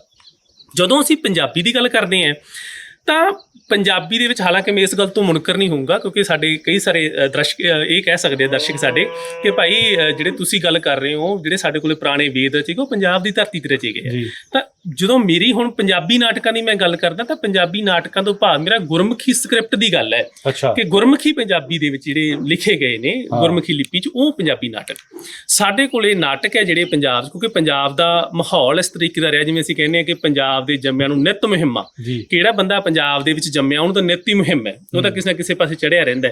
ਜੰਗਾਂ ਯੁੱਧਾਂ ਦੇ ਵਿੱਚ ਅਸੀਂ ਜ਼ਿਆਦੇ ਰਹੇ, ਤਾਂ ਸਾਡਾ ਨਾਟਕ ਵਾਲੇ ਪਾਸੇ ਨੂੰ ਬਹੁਤਾ ਕੋਈ ਧਿਆਨ ਨਹੀਂ ਰਿਹਾ। ਹਾਲਾਂਕਿ ਇੱਕ ਗੱਲ ਇਹ ਹੈਗੀ ਹੈ ਕਿ ਸਾਡੇ ਕੋਲੇ ਭੰਡਾਂ ਦੇ ਰੂਪ ਦੇ ਵਿੱਚ, ਰਾਸਧਾਰੀਆਂ ਦੇ ਰੂਪ, ਸਾਡੇ ਕੋਲੇ ਇੱਕ ਲੋਕ ਨਾਟਕ ਦੀ ਲੰਮੀ ਪਰੰਪਰਾ ਹੈ। ਲੋਕ ਨਾਟਕ ਸਾਡੇ ਕੋਲੇ ਬਹੁਤ ਪੁਰਾਣਾ ਸਾਡਾ। ਪਰ ਜਦੋਂ ਅਸੀਂ ਜਿਹੜਾ ਵਿਧੀਵਤ ਤੌਰ ਤੇ ਸਾਡੇ ਕੋਲੇ ਨਾਟਕ ਚੱਲਣਾ ਸ਼ੁਰੂ ਹੁੰਦਾ ਸੀ 1849 ਦੇ ਵਿੱਚ, ਅੰਗਰੇਜ਼ ਸਾਡੇ ਕੋਲੇ ਆਉਂਦੇ ਆ, ਉਦੋਂ ਤੋਂ ਸਾਡੇ ਕੋਲੇ ਨਾਟਕ ਜਿਹੜਾ ਵਿਧੀਵਤ ਤੌਰ ਤੇ ਸ਼ੁਰੂ ਹੁੰਦਾ ਹੈ। ਸਾਡੇ ਲੋਕਾਂ ਨੂੰ ਸਮਝ ਹੀ ਆਉਂਦੀ ਕਿ ਭਾਈ ਨਾਟਕ ਨੂੰ ਲਿਖ ਕੇ ਵੀ ਰੱਖਣਾ ਅਸੀਂ, ਬੰਨ ਕੇ ਵੀ ਰੱਖਣਾ ਅਸੀਂ। ਹਾਲਾਂਕਿ ਨਾਟਕ ਸਾਡੇ ਕੋਲੇ ਪੁਰਾਣਾ, ਮੈਂ ਵਾਰ-ਵਾਰ ਇਹ ਗੱਲ ਕਹਿੰਦੇ ਕਿਉਂਕਿ ਕਈ ਵਾਰ ਮੈਨੂੰ ਇਹ ਲੱਗਦਾ ਹੁੰਦਾ ਕਿ ਅਸੀਂ ਯਾਰ ਹਰ ਗੱਲ ਹੀ ਅੰਗਰੇਜ਼ਾਂ ਵੱਲ ਹੀ ਕਿਉਂ ਭੱਜੀਏ, ਹਨਾ। ਅਸੀਂ ਕਹਿੰਦੇ ਵੀ ਅੰਗਰੇਜ਼ ਆਏ ਤਾਂ ਫਿਰ ਸਾਡੇ ਕੋਲੇ ਨਾਟਕ ਆਇਆ, ਜਿਹੀ ਗੱਲ ਨਹੀਂ। ਨਾਟਕ ਸਾਡੇ ਕੋਲੇ, ਲੋਕ ਨਾਟਕ ਸਾਡਾ ਬਹੁਤ ਪੁਰਾਣਾ ਹੈ। ਹੁਣ ਜਦੋਂ ਅਸੀਂ ਸਾਡੇ ਕੋਲੇ ਇਹ ਕਾਵਿ ਨਾਟਕ ਦੀ ਗੱਲ ਕਰਦੇ ਹਾਂ ਜੀ, ਤਾਂ ਕਾਵਿ ਨਾਟਕ 1887 ਦੇ ਵਿੱਚ ਗਿਆਨੀ ਦਿੱਤ ਸਿੰਘ ਹੋਰਾਂ ਦਾ ਸੁਪਨ ਨਾਟਕ ਹੈ, ਜਿਹੜਾ ਸਾਡੇ ਕੋਲੇ ਅਵੇਲੇਬਲ ਤਾਂ ਨਹੀਂ ਹੈ ਪਰ ਉਹਦਾ ਹਵਾਲੇ ਜ਼ਰੂਰ ਮਿਲਦੇ ਨੇ। ਕਿਉਂਕਿ ਜਦੋਂ ਮੈਂ ਆਪਣੀ ਰਿਸਰਚ ਦੇ ਦੌਰਾਨ ਲੱਭਣ ਦਾ ਯਤਨ ਕੀਤਾ ਤਾਂ ਉਹ ਨਾਟਕ ਸਾਨੂੰ ਮਿਲਿਆ ਨਹੀਂ, ਪਰ ਉਹਦੇ ਹਵਾਲੇ ਜ਼ਰੂਰ ਮਿਲੇ। ਹੁਣ ਦੂਜੇ ਨੰਬਰ ਤੇ ਜਿਹੜਾ ਸਾਡੇ ਕੋਲੇ ਜਿਹੜਾ ਨਾਟਕ ਸਾਨੂੰ ਪ੍ਰਾਪਤ ਹੁੰਦਾ ਹੈ, ਪਹਿਲਾ ਕਾਵਿ ਨਾਟਕ, ਉਹ 1902 ਦੇ ਵਿੱਚ ਲਿਖਿਆ ਹੋਇਆ ਭਾਈ ਵੀਰ ਸਿੰਘ ਹੋਰਾਂ ਦਾ ਨਾਟਕ ਹੈ, ਜੈਨਾਂ ਦਾ ਵਿਰਲਾਪ। ਤਾਂ ਉਹ ਨਾਟਕ 1902 ਸਾਡੇ ਕੋਲ ਇੱਕ ਕਾਵਿਕ ਕਿਸਮ ਦਾ ਨਾਟਕ ਹੈ। ਮਤਲਬ ਕਿਉਂਕਿ ਇੱਕ ਗੱਲ ਇੱਥੇ ਮੈਂ ਹੋਰ ਕਲੀਅਰ ਕਰਦਾ ਕਿ ਕੋਈ ਵੀ ਸਾਹਿਤ ਰੂਪ ਹੈ ਜਿਹੜਾ ਉਹਦਾ ਸ਼ੁਰੂਆਤੀ ਰੂਪ ਹੁੰਦਾ, ਜਦੋਂ ਸ਼ੁਰੂ ਚੋਂ ਲਿਖਿਆ ਜਾਣਾ ਹੁੰਦਾ, ਉਹਨਾਂ ਪਰਪੱਕ ਨਹੀਂ ਹੁੰਦਾ ਜਿੰਨਾ ਬਾਅਦ ਚ ਜਾ ਕੇ ਬਣਦਾ। ਕਿਉਂਕਿ ਸ਼ੁਰੂਆਤੀ ਦੌਰ ਦੇ ਵਿੱਚ ਤਾਂ ਫਿਰ ਜਿਵੇਂ ਦਾ ਕੰਮ ਚੱਲਦਾ ਹੈ ਉਹਨਾਂ ਕੋ ਬੰਦਾ ਇੱਕ ਲਿਖਣ ਦੀ ਕੋਸ਼ਿਸ਼ ਹੁੰਦੀ ਹੈ, ਜੇ ਪਰਫੈਕਸ਼ਨ ਸਮੇਂ ਦੇ ਹਿਸਾਬ ਨਾਲ ਆਉਂਦੀ ਹੈ, ਸਮੇਂ ਦੇ ਹਿਸਾਬ ਨਾਲ ਪਰਫੈਕਸ਼ਨ ਆਉਂਦੀ ਹੈ। ਫਿਰ ਹੌਲੀ ਹੌਲੀ ਸਾਨੂੰ ਮੰਚ ਦੀ ਵੀ ਸਮਝ ਆਉਣੀ ਹੈ ਕਿ ਅਸੀਂ ਲੋਕਾਂ ਲਈ ਪੇਸ਼ ਕਰਨਾ। ਕਿਉਂਕਿ ਸਾਡੇ ਕੋਲੇ ਇਹ ਵੀ ਇੱਕ ਮਸਲਾ ਹੈ ਕਿ ਨਾਟਕ ਦੇ ਲਈ ਦੋ ਸਾਡੇ ਕੋਲੇ ਵਿਚਾਰਧਾਰਾਵਾਂ ਨੇ, ਇੱਕ ਪੜ੍ਹੰਦੜ ਨਾਟਕ ਤੇ ਇੱਕ ਖੇਡਿਆ ਜਾਣ ਵਾਲਾ ਨਾਟਕ। ਪੜ੍ਹੰਦਰ ਨਾਟਕ ਦੇ ਜਿਹੜੇ ਲੋਕ ਨੇ ਉਹ ਇਸ ਹਵਾਲੇ ਨਾਲ ਗੱਲ ਕਰਦੇ ਵੀ ਨਾਟਕ ਬਈ ਪੜ੍ਹਿਆ ਜਾਣ ਲਈ ਵੀ ਲਿਖਿਆ ਜਾਂਦਾ ਹੈ। ਹਾਲਾਂਕਿ ਮੈਂ ਹਮੇਸ਼ਾ ਇਹ ਗੱਲ ਕਹਿੰਦਾ ਹੁੰਦਾ ਕਿ ਨਾਟਕ ਰੰਗਮੰਚ ਦਾ ਇੱਕ ਹੈਗਾ, ਕਲਾ ਤਾਂ ਪਹਿਲਾਂ ਹੈ ਤੇ ਉਹ ਸਾਹਿਤ ਦਾ ਬਾਅਦ ਦੇ ਵਿੱਚ ਵਸਤੂ ਬਣਦੀ ਹੈ, ਕਲਾ ਦੀ ਵਸਤੂ ਪਹਿਲਾਂ, ਕਿਉਂਕਿ ਅਸੀਂ ਇਹ ਵੀ ਕਹਿੰਦੇ ਹੁੰਦੇ ਹਾਂ ਜਿਵੇਂ ਕੱਲਾ ਮੈਂ ਨਹੀਂ, ਸਾਰੇ ਹੀ ਰੰਗਮੰਚ ਨੂੰ ਪਿਆਰ ਕਰਨ ਵਾਲੇ ਜਾਂ ਰੰਗਮੰਚ ਨਾਲ ਸੰਬੰਧਿਤ ਲੋਕ ਕਹਿੰਦੇ ਆ ਕਿ ਨਾਟਕ ਲਿਖੇ ਜਾਣ ਤੋਂ ਪਹਿਲਾਂ ਮਨ ਦੇ ਮੰਚ ਤੇ ਖੇਡਿਆ ਜਾਂਦਾ ਹੈ। ਬਿਲਕੁਲ ਸਾਡੇ ਇੱਕ ਮਨ ਦਾ ਵੀ ਮੰਚ ਹੈ ਜਿੱਥੇ ਅਸੀਂ ਲਿਖਣ ਵੇਲੇ ਕਹਿੰਦੇ ਕਿ ਹੁਣ ਵੀ ਪਾਤਰ ਇਧਰੋਂ ਐਂਟਰੀ ਕਰੂਗਾ, ਪਾਤਰ ਇਧਰੋਂ ਆਊਗਾ, ਪਾਤਰ ਨੇ ਆਹ ਕੀਤਾ, ਪਾਤਰ ਐ ਬੋਲੂ, ਇੱਥੇ ਖੜੂ, ਉਹ ਸਾਰਾ ਸਾਡੇ ਮਨ ਦੇ ਮੰਚ ਤੇ ਨਾਟਕ ਖੇਡਿਆ ਜਾ ਰਿਹਾ। ਉਦੋਂ ਬਾਅਦ ਚੋਂ ਦੂਸਰਾ ਜਿਹੜਾ ਮੰਚ ਹੈ, ਸਟੂਲ ਮੰਚ ਹੈ, ਜਿਹੜਾ ਲੋਕਾਂ ਦੇ ਸਾਹਮਣੇ ਉੱਥੇ ਖੇਡਿਆ ਜਾਂਦਾ ਨਾ।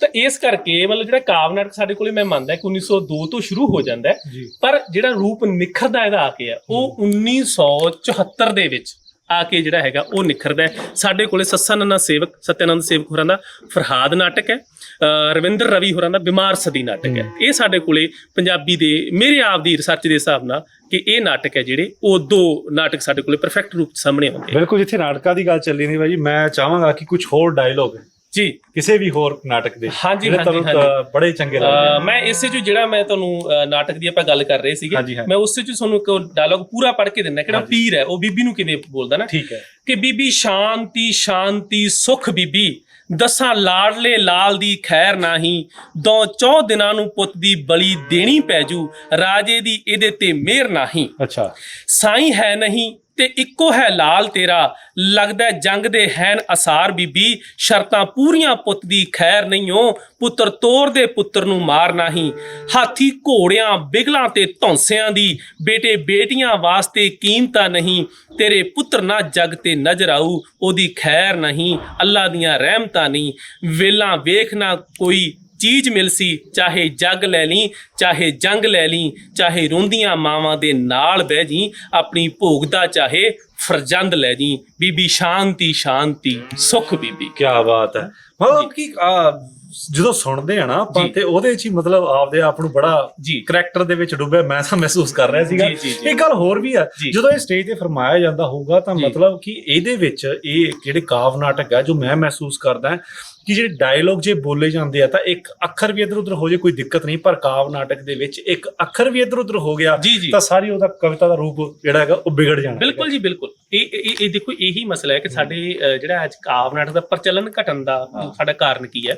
ਪ੍ਰਚਲਨ ਸਾਡੇ ਕੋਲ ਇਸੇ ਲਈ ਘਟ ਰਿਹਾ ਕਿ ਜਿਹੜਾ ਕਾਵਿ ਨਾਟਕ ਜਦੋਂ ਅਸੀਂ ਮੰਚ ਤੇ ਪੇਸ਼ ਕਰਨਾ ਹੈ, ਦੂਜੇ ਨਾਟਕਾਂ ਦੇ ਵਿੱਚ ਪਾਤਰ ਆਪਦੀ ਸੁਵਿਧਾ ਦੇ ਹਿਸਾਬ ਨਾਲ ਥੋੜਾ ਬਹੁਤ ਹੇਰ-ਫੇਰ ਕਰ ਲੈਂਦਾ, ਪਰ ਕਿਉਂਕਿ ਕਾਵਿ ਨਾਟਕ ਹੈ, ਕਾਵਿ ਨਾਟਕ ਦੇ ਵਿੱਚ ਤਾਂ ਇੱਕ ਲਫ਼ਜ਼ ਵੀ ਇੱਧਰ ਉੱਧਰ ਹੋ ਗਿਆ ਤਾਂ ਉਹ ਫਿਰ ਕੁਛ ਦਾ ਕੁਛ ਬਣ ਜਾਣਾ ਨਾ, ਤਾਂ ਇਸ ਕਰਕੇ ਇਹਦੇ ਲਈ ਮਿਹਨਤ ਬਹੁਤ ਭਾਲਦਾ ਹੈ। ਬਿਲਕੁਲ, ਜਿੱਥੇ ਬਾਈ ਜੀ ਕਾਵਿ ਨਾਟਕ ਦੀ ਤੁਸੀਂ ਬਹੁਤ ਸਾਰੀ ਗੱਲਬਾਤ ਕੀਤੀ ਆ, ਇੱਕ ਗੱਲ ਮੈਂ ਮਹਿਸੂਸ ਕੀਤੀ ਆਪਣੀ ਗੱਲ ਦੇ ਵਿੱਚ ਕਿ ਪੰਜਾਬੀ ਭਾਸ਼ਾ ਨੂੰ ਜੋ ਤੁਸੀਂ ਆਪਦੀ ਜ਼ਿੰਦਗੀ ਦਾ ਜਿਸ ਤਰੀਕੇ ਨਾਲ ਹਿੱਸਾ ਬਣਾਇਆ, ਕਿਉਂਕਿ ਅਮੂਮਨ ਆਪਾਂ ਪੰਜਾਬੀ ਦੇ ਵਿੱਚ ਘਰਾਂ ਦੇ ਵਿੱਚ ਗੱਲਬਾਤ ਕਰਦੇ ਆ, ਪਰ ਉਹਦੇ ਵਿੱਚ ਵੀ ਕਿਤੇ ਨਾ ਕਿਤੇ ਇੰਗਲਿਸ਼ ਵਾਲੇ ਸ਼ਬਦ ਜਿਹੜੇ ਹੈਗੇ ਆ ਉਹ ਆਪਾਂ ਵਰਤ ਲੈਂਦੇ ਹੈਗੇ ਆ।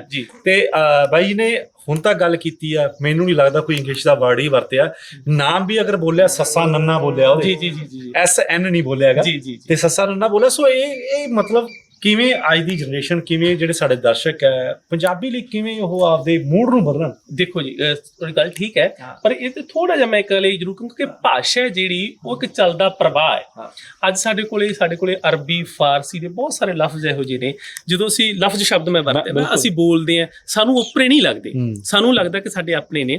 ਭਾਸ਼ਾ ਨੇ ਜੇ ਆਪਣੇ ਆਪ ਨੂੰ ਜਿਉਂਦੇ ਰੱਖਣਾ ਹੈ ਤਾਂ ਉਹ ਜਦੋਂ ਭਾਸ਼ਾ ਚੱਲਦੀ ਉਹਨੂੰ ਇੱਧਰ ਉੱਧਰ ਸ਼ਬਦ ਤਾਂ ਲੈਣੇ ਪੈਂਦੇ ਆ।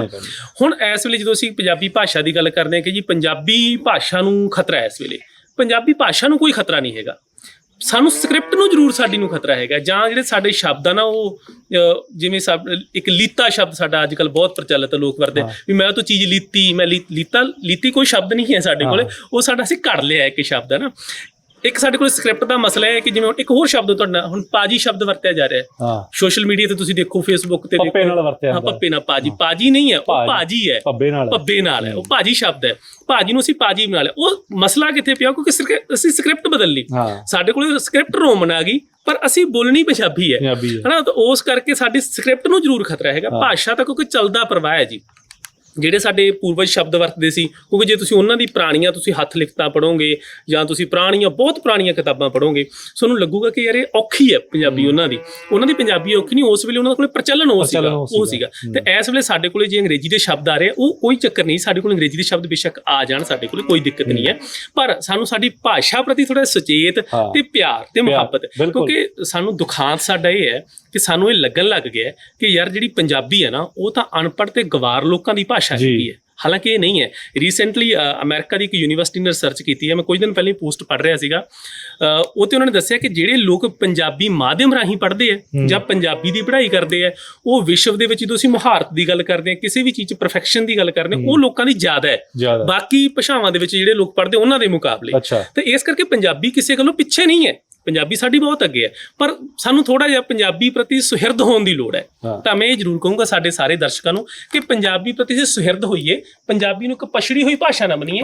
ਪੰਜਾਬੀ ਬਹੁਤ ਕਮਾਲ ਦੀ ਤੇ ਇੱਕ ਵਿਕਸਿਤ ਭਾਸ਼ਾ ਹੈ ਸਾਡੇ ਕੋਲੇ, ਸਾਨੂੰ ਇਹਦੀ ਕਦਰ ਕਰਨੀ ਚਾਹੀਦੀ। ਮੈਂ ਇੱਕ ਗੱਲ ਹੋਰ ਜਾਣਦਾ ਕਿ ਅੱਜ ਦੀ ਡੇਟ ਹੋੜਾ ਤੇ ਘਨੋੜਾ, ਉਹਨਾਂ 'ਚ ਫਰਕ ਵੀ ਨਹੀਂ ਅੱਜ ਕੱਲ ਪਤਾ ਲੱਗਦਾ, ਇਹਦਾ ਵੀ ਥੋੜਾ ਰੌਲਾ ਹੈ। ਇਹ ਛੋਟੀ-ਛੋਟੀਆਂ ਚੀਜ਼ਾਂ ਨੇ ਤੇ ਬੜਾ ਉਹ ਪ੍ਰੋਨਾਂਸੀਏਸ਼ਨ ਦੇ ਵਿੱਚ ਹੀ ਬੜਾ ਉਹ ਪ੍ਰਭਾਵ ਪਾਉਂਦੀਆਂ ਨੇ। ਇਹ ਤੇ ਜਿਵੇਂ ਭੱਬੇ ਤੇ ਪੱਪੇ ਦੀ ਗੱਲ ਕੀਤੀ ਹੈਗੀ ਆ, ਸੋ ਇਹ ਦਿੱਕਤਾਂ ਆਉਂਦੀਆਂ ਨੇ। ਪਰ ਗੱਲ ਇਹ ਵੀ ਹੈ ਕਿ ਪੰਜਾਬੀ ਭਾਸ਼ਾ ਨੂੰ ਲੈ ਕੇ ਜੋ ਮਾਈਂਡ ਸੈਟ ਅੱਜ ਕੱਲ ਦੀ ਅਗਲੀ ਜਨਰੇਸ਼ਨ ਦਾ ਆ ਰਿਹਾ, ਕਿਤੇ ਨਾ ਕਿਤੇ ਉਹਦੇ ਤੇ ਕਸੂਰਵਾਰ ਸਕੂਲਾਂ ਨੂੰ ਵੀ ਮੰਨਿਆ ਜਾ ਸਕਦਾ ਕਿ ਉਹ ਸਟਾਰਟਿੰਗ ਦੇ ਵਿੱਚ, ਅਗਰ ਮੈਂ ਆਪਦੀ ਗੱਲ ਕਰਾਂ ਤਾਂ ਜਦੋਂ ਸਕੂਲ ਜਾਣ ਲੱਗੇ ਪਹਿਲੇ ਦਿਨ ਤੋਂ, ਉਸੇ ਦਿਨ ਤੋਂ ਹੀ ਊੜਾ ਆੜਾ ਲਿਖਣਾ ਸ਼ੁਰੂ ਕਰਵਾ ਦਿੱਤਾ ਸੀ ਉਹਨਾਂ ਨੇ। ਤੇ ਅੱਜ ਦੀ ਡੇਟ ਤਾਂ ਸਕੂਲ ਜਦੋਂ ਜਾਂਦੇ ਬੱਚੇ ਊੜਾ ਆੜਾ ਵੀ ਨਹੀਂ ਉਹਨਾਂ ਨੂੰ ਦੇਖਣ ਨੂੰ ਮਿਲਦਾ। ਇਹ ਤੁਹਾਡੀ ਗੱਲ ਠੀਕ ਹੈ। ਇੱਕ ਨਾ ਸਾਡੇ ਬਹੁਤ ਹੀ ਸਤਿਕਾਰਯੋਗ ਨੇ ਨਾਟਕਕਾਰ ਪਾਲੀ ਭੁਪਿੰਦਰ ਜੀ, ਉਹਨਾਂ ਦਾ ਇੱਕ ਲਘੂ ਨਾਟਕ ਹੈ ਫੁੱਲਾਂ ਨੂੰ ਕਿਤਾਬਾਂ ਵਿੱਚ ਨਾ ਰੱਖੋ। ਉਹ ਜਦੋਂ ਅਸੀਂ ਪੜ੍ਹਦੇ ਹਾਂ ਤਾਂ ਉਹ 'ਚ ਬੇਸਿਕਲੀ ਬੱਚਿਆਂ ਦੀ ਗੱਲ ਕਰਦੇ ਆ ਕਿ ਬੱਚੇ ਕੰਪਲੇਂਟ ਕਰਦੇ ਆ ਕਿ ਸਾਡੇ ਤੇ ਬੋਝ ਬਹੁਤ ਹੈ, ਹਨਾ। ਬੱਚੇ ਇੱਕ ਪਰੀ ਦੇ ਦੇਸ਼ 'ਚ ਜਾਂਦੇ ਆ ਕੰਪਲੇਂਟ ਲੈ ਕੇ, ਆਪਦੀ ਸ਼ਿਕਾਇਤ ਲੈ ਕੇ ਕਿ ਭਾਈ ਸਾਡੇ ਤੇ ਤਾਂ ਬੋਝ ਹੀ ਬਹੁਤ ਜ਼ਿਆਦਾ ਪਾਇਆ ਜਾ ਰਿਹਾ, ਅਸੀਂ ਕੀ ਕਰੀਏ, ਹਨਾ। ਉਹ ਕਹਿੰਦੇ ਜੀ ਐਂ ਕਰੋ, ਇਹਨਾਂ ਸਕੂਲ ਵਾਲੇ ਟੀਚਰਾਂ ਨੂੰ ਬੁਲਾਓ, ਟੀਚਰਾਂ ਨੂੰ ਬੁਲਾਇਆ ਜਾਂਦਾ ਕਿ ਭਾਈ ਤੁਸੀਂ ਬੱਚਿਆਂ ਦੇ ਬੋਝ ਪਾ ਰਹੇ ਹੋ। ਉਹ ਕਹਿੰਦੇ ਜੀ ਸਾਡਾ ਕੋਈ ਕਸੂਰ ਨਹੀਂ, ਤੁਸੀਂ ਪ੍ਰਿੰਸੀਪਲ ਸਾਹਿਬ ਨਾਲ ਗੱਲ ਕਰੋ, ਸਾਨੂੰ ਤਾਂ ਜਿਵੇਂ ਹੁਕਮ ਆਉਂਦਾ ਅਸੀਂ ਕਰ ਦਿੰਦੇ ਹਾਂ।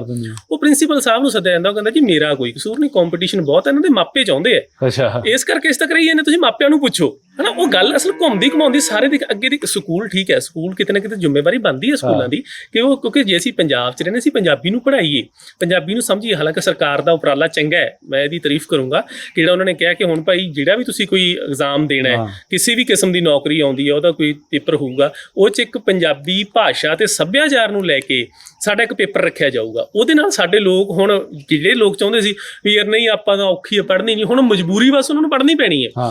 ਤੇ ਮੈਂ ਇੱਕ ਗੱਲ ਦਾਅਵੇ ਨਾਲ ਕਹਿ ਸਕਦਾ ਹਾਂ ਕਿ ਜਿਹੜਾ ਬੰਦਾ ਭਾਵੇਂ ਮਜਬੂਰੀ ਵਾਸੀ ਆ ਜੇ ਉਹਨੇ ਇੱਕ ਵਾਰੀ ਸਾਡੇ ਸਾਹਿਤ ਨੂੰ, ਸਾਡੀ ਭਾਸ਼ਾ ਨੂੰ ਪੜ੍ਹਨਾ ਸ਼ੁਰੂ ਕਰ ਲਿਆ ਤਾਂ ਉਦੋਂ ਬਾਅਦ ਉਹ ਛੱਡ ਨਹੀਂ ਸਕਦਾ। ਕਿਉਂਕਿ ਹਜੇ ਤੱਕ ਜਿਨ੍ਹਾਂ ਲੋਕਾਂ ਨੇ ਸਾਡੇ ਸਾਹਿਤ ਨੂੰ ਨਹੀਂ ਪੜ੍ਹਿਆ, ਉਹਨਾਂ ਲੋਕਾਂ ਨੂੰ ਇੰਝ ਲੱਗਦਾ ਯਾਰ ਵੀ ਪੰਜਾਬੀ 'ਚ ਕੀ ਹੈ, ਹਨਾ, ਵੀ ਇਹ ਕੀ ਲਿਖਿਆ ਹੋਊਗਾ, ਯਾਰ ਇਹ ਤਾਂ ਊਂ ਹੀ ਹੁੰਦਾ। ਹਾਲਾਂਕਿ ਉਹੀ ਕੁਛ ਨਹੀਂ ਹੈ। ਜਦੋਂ ਉਹ ਲੋਕ ਪੜ੍ਹਨਗੇ ਤਾਂ ਮੈਂ ਦਾਅਵੇ ਨਾਲ ਕਹਿਣਾ, ਯਕੀਨ ਨਾਲ ਕਹਿਣਾ ਕਿ ਫਿਰ ਉਹ ਲੋਕ ਫਖਰ ਵੀ ਮਹਿਸੂਸ ਕਰਨਗੇ ਆਪਣੇ ਪੰਜਾਬੀ ਹੋਣ ਤੇ ਵੀ, ਪੰਜਾਬੀ ਭਾਸ਼ਾ ਤੇ ਵੀ, ਤੇ ਪੰਜਾਬੀ ਸਾਹਿਤ ਤੇ ਵੀ, ਪੰਜਾਬੀ ਸੱਭਿਆਚਾਰ ਤੇ। ਹਾਂਜੀ ਬਿਲਕੁਲ। ਤੇ ਮੈਂ ਆਖਰ ਦੇ ਵਿੱਚ ਤੁਹਾਡੇ ਤੋਂ 2 ਸਵਾਲ ਲੈਵਾਂਗਾ ਜੀ ਕਿ ਪੰਜਾਬੀ ਜਿਹੜਾ ਕਾਵ ਨਾਟਕ ਹੈ ਉਹਦੇ ਲਈ ਜਿਹੜੀ ਜਨਰੇਸ਼ਨ, ਆਉਣ ਵਾਲੀ ਜਨਰੇਸ਼ਨ ਆ, ਉਹ ਕਿਵੇਂ ਉਹਦੇ ਨਾਲ ਜੁੜੇ, ਉਹ ਕਿਹੜੇ ਕਾਰਨ ਨੇ ਜਿਨ੍ਹਾਂ ਨਾਲ ਉਹਨਾਂ ਨੂੰ ਜੁੜਨਾ ਮਤਲਬ ਜ਼ਰੂਰੀ ਹੈ? ਦੇਖੋ ਜੀ, ਗੱਲ ਇਉਂ ਹੈ ਕਿ ਜਦੋਂ ਅਸੀਂ ਨਾਟਕ ਨਾਲ ਹੀ ਮੈਂ ਜੁੜਨ ਦੀ ਗੱਲ ਕਰੂੰਗਾ, ਕੋਈ ਕਾਵ ਨਾਟਕ ਦਾ ਹੀ ਇੱਕ ਅਸੀਂ ਅੱਗੇ ਰੂਪ ਮੰਨ ਲੈਂਦੇ ਹੁਣ। ਕਿਉਂਕਿ ਇਸ ਵੇਲੇ ਹਾਲਾਂਕਿ ਸੀ ਤਾਂ ਇਹ ਕਿ ਕਾਵ ਨਾਟਕ ਸਾਡੇ ਕੋਲੇ ਪੁਰਾਣਾ ਸੀ ਤੇ ਅੱਗੇ ਉਹ ਨਾਟਕ ਦੇ ਰੂਪ ਹੋਣੇ ਚਾਹੀਦੇ ਸੀ, ਪਰ ਕਿਉਂਕਿ ਸਾਰਿਆਂ ਨੂੰ ਅਸੀਂ ਨਾਟਕ ਦੇ ਅਧੀਨ ਵਿਚਾਰਦੇ ਹਾਂ, ਫਿਰ ਉਦੋਂ ਬਾਅਦ ਅਸੀਂ ਵੰਡ ਕਰ ਲੈਂਦੇ ਹਾਂ, ਕਾਵ ਨਾਟਕ, ਗੀਤ ਨਾਟਕ, ਹੈ ਨਾ, ਸੰਗੀਤ ਨਾਟਕ, ਇਸ ਤਰੀਕੇ ਨਾਲ। ਹੁਣ ਜੁੜਨਾ ਕਿਉਂ ਚਾਹੀਦਾ, ਨਾਟਕ ਨਾਲ ਕਿਉਂ ਜੁੜਨਾ ਚਾਹੀਦਾ, ਮੈਂ ਇਹ ਗੱਲ ਕਰੂੰਗਾ ਕਿਉਂਕਿ ਨਾਟਕ ਇੱਕ ਉਹ ਸਾਹਿਤ ਰੂਪ ਹੈ ਜਾਂ ਕਲਾ ਦਾ ਇੱਕ ਉਹ ਰੂਪ ਹੈ ਜਿਹੜਾ ਸਾਨੂੰ ਅੱਖਾਂ ਰਾਹੀਂ ਦੇਖਦੇ ਹਾਂ ਅਸੀਂ ਤੇ ਕੰਨਾਂ ਰਾਹੀਂ ਸੁਣਦੇ ਹਾਂ। ਇਹ ਸੁਭਾਵਿਕ ਹੈ ਕਿ ਜਿਨ੍ਹਾਂ ਤੇ ਸਾਡੀਆਂ ਜ਼ਿਆਦਾ ਗਿਆਨ ਇੰਦਰੀਆਂ ਜਿਹੜੀਆਂ ਦੇਖ ਰਹੀਆਂ, ਜਿਹੜੀ ਚੀਜ਼ ਨੂੰ ਸੁਣ ਰਹੀਆਂ, ਉਹ ਸਾਡੇ ਤੇ ਅਸਰ ਵੀ ਵਧੇਰੇ ਕਰੂਗਾ। ਨਾਟਕ ਸਮਾਜ ਨੂੰ ਸੇਧ ਦੇਣ ਦਾ ਇੱਕ ਬਹੁਤ ਕਾਰਗਰ ਮੈਂ ਕਹੂੰਗਾ ਕਿ ਰੂਪ ਹੈ। ਬਾਕੀ ਹਾਲਾਂਕਿ ਸਾਹਿਤ ਰੂਪ ਸਾਰੇ ਸਤਿਕਾਰਯੋਗ ਨੇ, ਸਾਰੇ ਆਪਣੇ ਆਪ ਦਾ ਯੋਗਦਾਨ ਪਾਉਂਦੇ ਆ, ਪਰ ਨਾਟਕ ਇਸ ਕਰਕੇ ਕਿਉਂਕਿ ਨਾਟਕ ਸਿੱਧਾ ਸੰਵਾਦ ਰਚਾਉਂਦਾ ਲੋਕਾਂ ਨਾਲ ਜਾ ਕੇ। ਕੋਈ ਨਾਟਕ ਦੇ ਪਾਤਰ ਜਾਣਗੇ ਮੰਚ ਤੇ ਸਿੱਧੀ ਪੇਸ਼ਕਾਰੀ ਹੈ, ਕਿਉਂਕਿ ਸਾਡੇ ਜੀਵਨ ਦੀਆਂ ਜੋ ਘਟਨਾਵਾਂ ਨੇ, ਸਾਡੇ ਜੀਵਨ ਦੀਆਂ ਜੋ ਸਮੱਸਿਆਵਾਂ ਨੇ, ਉਹ ਸਾਰੇ ਦੀਆਂ ਸਾਰੀਆਂ ਲੋਕਾਂ ਸਾਹਮਣੇ ਅਸੀਂ ਰੱਖ ਦੇਣੀਆਂ, ਲੋਕਾਂ ਸਾਹਮਣੇ ਜਾ ਕੇ ਅਸੀਂ ਪੇਸ਼ ਕਰਨੀਆਂ ਨੇ। ਤਾਂ ਇਸ ਕਰਕੇ ਮੈਂ ਕਹੂੰਗਾ ਕਿ ਸਾਡੇ ਜਿਹੜੇ ਜਨਰੇਸ਼ਨ ਹੈ ਉਹ ਨਾਟਕ ਦੇ ਵਿੱਚ ਆਵੇ, ਕਿਉਂਕਿ ਇਸ ਵੇਲੇ ਤਾਂ ਨਾਟਕ ਦੇ ਵਿੱਚ ਸਕੋਪ ਵੀ ਬਹੁਤ ਬਣ ਗਿਆ, ਕਿਉਂਕਿ ਫਿਲਮ ਇੰਡਸਟਰੀ ਸਾਡੇ ਕੋਲੇ ਬਹੁਤ ਚੰਗੀ ਬਣ ਗਈ ਹੈ, ਪੰਜਾਬੀ ਦੀ ਫਿਲਮ ਇੰਡਸਟਰੀ ਵੀ। ਤਾਂ ਜੇ ਤੁਸੀਂ ਨਾਟਕ ਨਾਲ ਜੁੜੋਗੇ, ਨਾਟਕ ਦੇ ਵਿੱਚ ਤੁਸੀਂ ਆਪਦੇ ਆਪ ਦੇ ਵਿੱਚ ਪਰਫੈਕਸ਼ਨ ਲੈ ਕੇ ਆਓਗੇ, ਤਾਂ ਤੁਸੀਂ ਅੱਗੇ ਫਿਲਮਾਂ 'ਚ ਜਾਓਗੇ, ਉੱਥੇ ਤੁਹਾਡੀ ਅਦਾਕਾਰੀ ਹੋਰ ਨਿਖਰ ਕੇ ਸਾਹਮਣੇ ਆਊਗੀ। ਤਾਂ ਇਸ ਕਰਕੇ ਮੈਂ ਤਾਂ ਸਾਰਿਆਂ ਨੂੰ ਇਹ ਕਹਾਂਗਾ ਕਿ ਭਾਈ ਰੰਗਮੰਚ ਨਾਲ ਜੁੜੋ। ਰੰਗਮੰਚ ਤੁਹਾਡੇ ਸਵੈ ਦਾ ਵਿਕਾਸ ਵੀ ਕਰਦਾ, ਤੁਹਾਡੇ ਅੰਦਰ ਕੌਨਫੀਡੈਂਸ ਬਿਲਡ ਕਰਦਾ ਹੈ। ਜਿਹੜਾ ਤੁਸੀਂ ਜਦੋਂ ਮੰਚ, ਕਈ ਲੋਕ ਜਿਹੜੇ ਹੁੰਦੇ ਕਿ ਉਹਨਾਂ ਨੂੰ ਕਹੋ ਭਾਈ ਤੁਸੀਂ 2 ਸ਼ਬਦ ਮੰਚ ਤੇ ਜਾ ਕੇ ਬੋਲਣੇ ਆ, ਤਾਂ ਬੰਦਾ ਮੰਚ ਤੇ ਬੋਲਣ ਤੋਂ ਡਰਦਾ, ਉਹਦੀਆਂ ਲੱਤਾਂ ਕੰਬਣ ਲੱਗ ਜਾਂਦੀਆਂ। ਪਰ ਰੰਗਮੰਚ ਇੱਕ ਇਹੋ ਜਿਹੀ ਕਲਾ ਹੈ, ਇੱਕ ਇਹੋ ਜਿਹੀ ਵਿਧਾ ਹੈ ਕਿ ਜਿਹੜੀ ਤੁਸੀਂ ਜਦੋਂ ਜਾਓਗੇ ਤਾਂ ਤੁਹਾਡੇ ਅੰਦਰ ਇੱਕ ਇਹੋ ਜਿਹਾ ਵਿਸ਼ਵਾਸ ਪੈਦਾ ਕਰਦੇ ਨੇ ਕਿ ਤੁਹਾਨੂੰ ਜਿੱਥੇ ਮਰਜ਼ੀ ਕਹਿ ਦਈਏ, ਜੋ ਮਰਜ਼ੀ ਕਹਿ ਦਈਏ ਬੋਲਣ ਨੂੰ, ਉਹ ਤੁਸੀਂ ਬੋਲੋਗੇ। ਔਰ ਇਹ ਤੁਹਾਡੀ ਇੰਟਰਵਿਊ ਦੇਣ ਲਈ ਜਾਓਗੇ, ਜਿੱਥੇ ਵੀ ਜਾਓਗੇ ਉੱਥੇ ਵੀ ਤੁਹਾਡੇ ਕੰਮ ਆਉਣਾ। ਬਿਲਕੁਲ, ਆਪਾਂ ਤੁਸੀਂ ਵੇਖ ਰਹੀ ਹੈ ਜੀ ਜਿਸ ਹਿਸਾਬ ਨਾਲ ਤੁਸੀਂ ਸਾਰਾ ਐਕਸਪਲੇਨ ਕੀਤਾ, ਵਾਕਈ ਬਹੁਤ ਖੂਬਸੂਰਤ ਤਰੀਕੇ ਦੇ ਨਾਲ। ਸੋ ਥੈਂਕ ਯੂ ਵੈਰੀ ਮਚ ਜੀ। ਤੇ ਤੁਸੀਂ ਕਾਵ ਨਾਟਕ ਦੇ ਬਾਰੇ ਜੋ ਦੱਸਿਆ ਜੀ, ਤੇ ਮੈਨੂੰ ਪਰਸਨਲੀ ਬਹੁਤ ਨੌਲੇਜ ਮਿਲੀ ਹੈ। ਸਾਡੇ ਦਰਸ਼ਕਾਂ ਨੂੰ ਆਈ ਐਮ ਸ਼ੋਰ ਕਿ ਉਹਨਾਂ ਨੂੰ ਬਹੁਤ ਸਾਰੀ ਨੌਲੇਜ ਉਹਨਾਂ ਨੂੰ ਮਿਲੀ ਹੋਵੇਗੀ। ਤੇ ਜਿਹੜੇ ਸਾਡੇ ਦਰਸ਼ਕ ਕਿਤੇ ਨਾ ਕਿਤੇ ਕਲਾ ਦੇ ਮੰਚ ਦੇ ਨਾਲ ਜੁੜਨਾ ਚਾਹੁੰਦੇ ਨੇ ਜਾਂ ਜੁੜੇ ਹੋਏ ਨੇ, ਉਹਨਾਂ ਦੇ ਲਈ ਤਾਂ ਵਾਕਈ ਇਹ ਲਾਭਦਾਇਕ ਇੰਟਰਵਿਊ ਸਾਬਤ ਹੋਣ ਵਾਲੀ। So thank you very much ਬਾਈ ਜੀ। ਬਹੁਤ ਬਹੁਤ ਮਿਹਰਬਾਨੀ ਸਰ, ਸ਼ੁਕਰੀਆ ਜੀ। ਤੁਸੀਂ ਮੈਨੂੰ ਆਪਣੇ ਜਿਹੜੇ ਹੈ ਚੈਨਲ ਦੇ ਮਾਧਿਅਮ ਨਾਲ ਆਪਣੇ ਦਰਸ਼ਕਾਂ ਦੇ ਰੂਬਰੂ ਹੋਣ ਦਾ ਮੌਕਾ ਦਿੱਤਾ। ਸੋ ਮੈਂ ਸਾਰਿਆਂ ਦਾ, ਤੁਹਾਡਾ, ਤੁਹਾਡੀ ਟੀਮ ਦਾ ਔਰ ਦੇਖਣ ਵਾਲੇ ਸਾਡੇ ਦਰਸ਼ਕਾਂ ਦਾ ਬਹੁਤ ਬਹੁਤ ਧੰਨਵਾਦ ਕਰਦੇ ਕਿ ਉਹ ਇਸ ਵੇਲੇ ਜਿਹੜੇ ਸਾਨੂੰ ਸੁਣ ਰਹੇ ਨੇ। ਠੀਕ ਹੈ ਬਾਈ, ਸਤਿ ਸ਼੍ਰੀ ਅਕਾਲ ਜੀ। ਸਤਿ ਸ਼੍ਰੀ ਅਕਾਲ ਜੀ, ਸ਼ੁਕਰੀਆ ਜੀ। ਸੋ ਦੋਸਤੋ, ਪੰਜਾਬੀ ਮਾਂ ਬੋਲੀ ਦੇ ਮਾਣ ਪ੍ਰੋਗਰਾਮ ਦੇ ਵਿੱਚ ਇਹ ਸੀ ਖਾਸ ਇੰਟਰਵਿਊ ਜਸਵਿੰਦਰ ਸਿੰਘ ਬਰਾੜ ਦੇ ਨਾਲ, ਜੋ ਕਿ ਪੇਸ਼ੇ ਤੋਂ ਪ੍ਰੋਫੈਸਰ ਨੇ, ਤੇ ਨਾਲ ਹੀ ਮੈਂ ਦੱਸਣਾ ਚਾਹੁੰਦਾ ਕਿ ਕਾਵ ਨਾਟਕ ਦੇ ਵਿੱਚ ਉਹਨਾਂ ਨੇ PhD ਕੀਤੀ ਹੋਈ ਹੈ।